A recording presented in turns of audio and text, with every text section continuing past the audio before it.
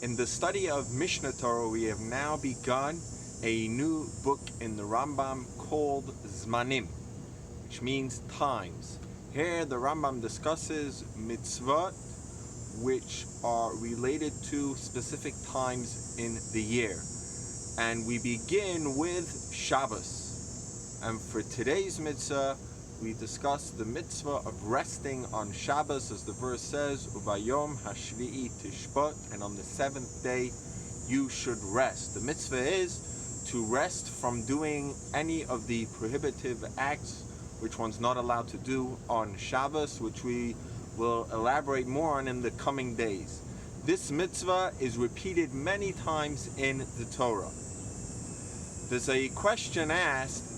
The mitzvah of Shabbos was given to the Jewish people not when they were in Egypt working and slaving hard, but rather when they were traveling in the desert.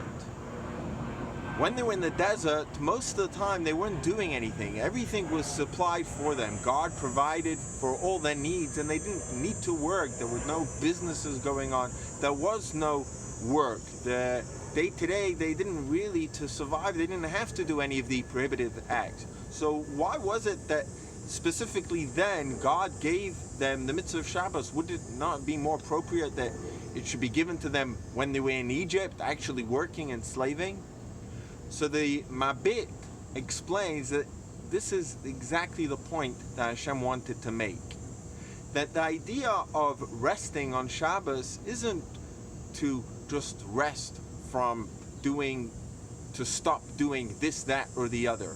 But it's rather to achieve a higher purpose, to achieve something else. It's not just to not do something, but rather the goal is resting.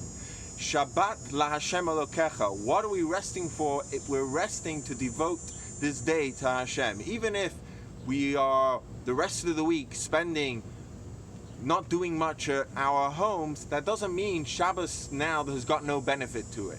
No, the whole idea of Shabbos is to try and reach to a higher purpose. There's a goal to it, and obviously we have to study about what exactly that goal is and try and appreciate it more and more. What does it mean that when we say that we rest on Shabbos because God rested and God rests on Shabbos? What does that mean for God, and what does that mean for us? And why does this make the day of Shabbos more unique? So when a person, we can understand this from understanding what it means when a person rests. When a person works, what happens? So he's exerting energy.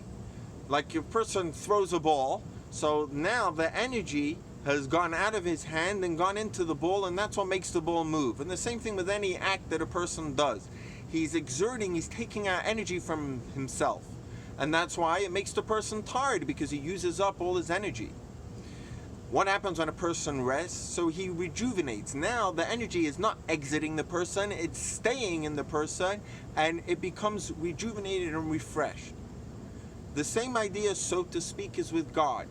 God, all the other 6 days, he created the world. He exerted, so to speak, energy. What do we mean when we say God exerted? We mean that the energy exited God to go and create the world. God, we know, created the world through speech. The speech, so to speak, exited God, and with that, he went and created the world. When we say God rests, what does this mean?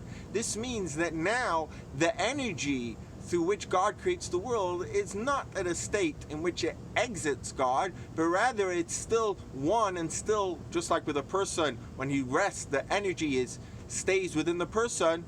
The idea which we want to convey when we say that God rests, that's symbolic of the energy staying within God, and the world which receives its vitality from God's energy is at a state where it's like united and one with God.